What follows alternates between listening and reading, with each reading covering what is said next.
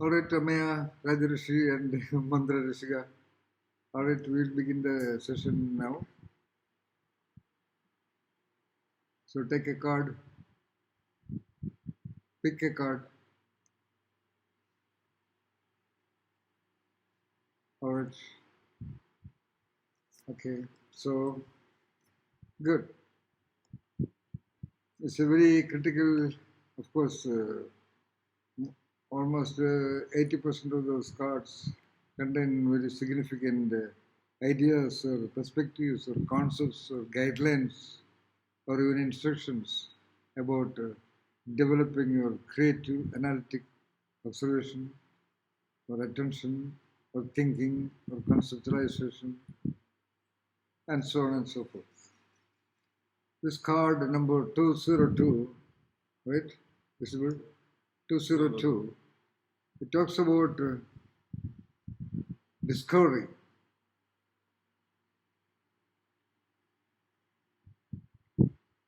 Discovering something is different from creating something. Both discovering and creating are different from inventing something.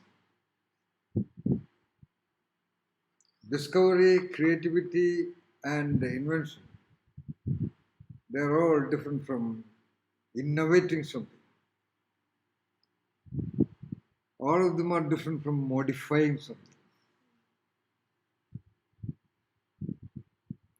So, I want to tell you that the world of creativity research has not understood these differences anyway. But since I am training you, I want you to have a clear understanding about all this. Invention depends upon various fortuitous, circumstantial factors.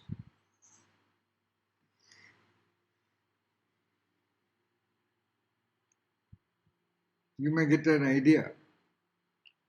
You cannot make an invention without getting an idea. So idea occurs first. And that you have to translate it into machines or equipment or systems or devices or tools or whatever it is. Like steam engine, it's an invention.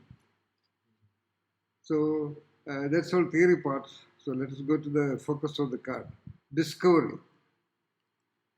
The first thing everybody can try.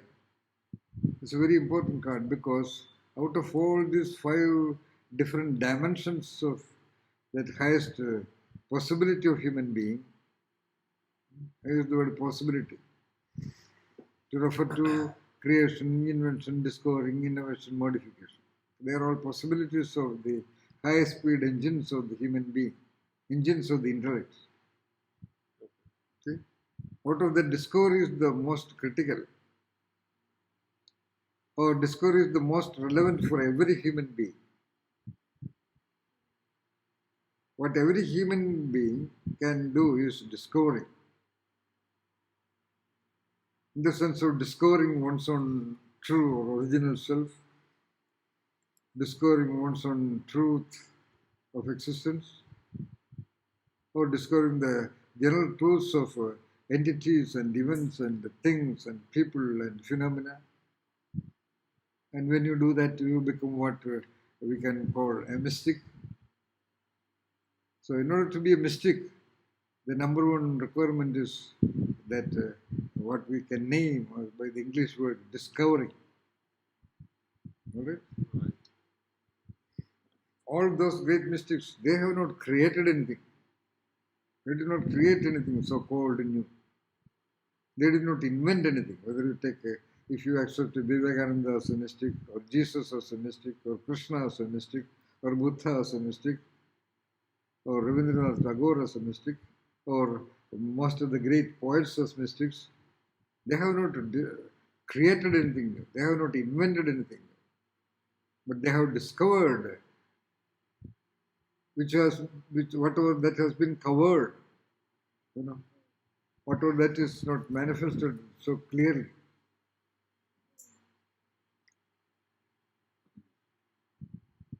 All right?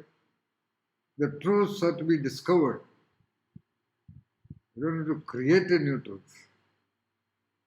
You cannot create a new truth. You cannot invent a truth. You cannot innovate a truth. Okay, you cannot modify a truth. Truth is a truth is a truth. Of course, it can have varied forms, varied orbits of correctness. Okay? So, discovery is the most important. The tendency, that power of attention, that power of observation, that power of perception, that power of focusing, uh, that will to focus on understanding the principles of the truth of something, or discovering that what was that has been covered. Discovering meaning to uncover. All right. So uh, one can get trained in discovery. Yeah, you can discover the principle of something. Or what I have written here is you can try to discover the invariant of something. All right, that's okay. Is it visible? But that's enough. Is it visible? No.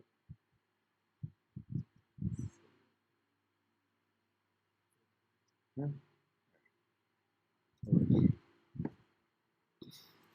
So we can try to discover the invariant of something. Now, what is invariant? Invariant is that which does not vary in a thing.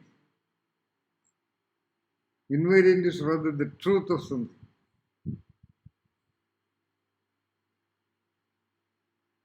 Why I say this is when if I want to talk about invariant, you will understand invariant by another way.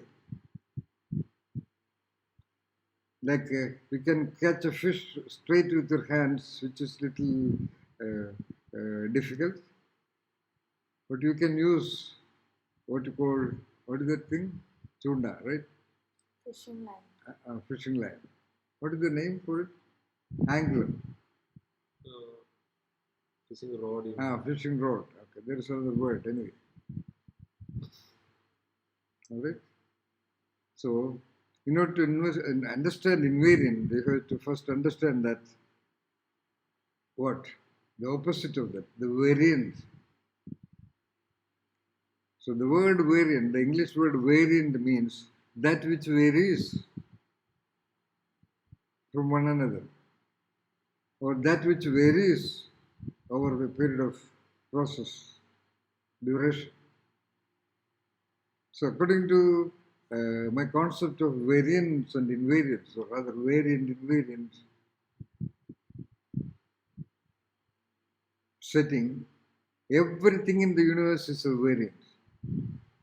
Everything. Anything. Rather, anything that can be sensed by the human sensation, sense organs, anything that can be identified by the human perception, anything that can be conceptualized by the human being is a variant because it can change. All right? For example, that pen in your hand, that's a variant. That pen in your hand, this pen is a variant because of several reasons. First of all, this is one of the pens in the world of billions, I mean, uncountable number of pens. So this is a variant of a pen, right? This is see, this is another pen. That is another pen. So this is just one of the variants of pens. Okay. And that pen itself, if you keep it for a long time, this itself will get varied. Even if you keep it under controlled conditions, at least after thousands of years, or at least after 10,000 years, it may get dissipated. This itself will vary. So, this is variant for basically two reasons. One, that this itself will vary over a period of time or by itself. Secondly, it will get varied by using it. You know? its portions will get a little bit tarnished and so on and so forth. All right? Yeah. And this will carry the smell of your hand. A dog can identify its pen being touched by you, even after some 400, 800 hours, for example. Okay? And finally, this is one of the millions of pens. It's one of the variations of a pen by its by its design, by its structure, by its color, by its setting, by a lot of its properties. Clear? So that is variance. It's 19:45. Now you bring a cup.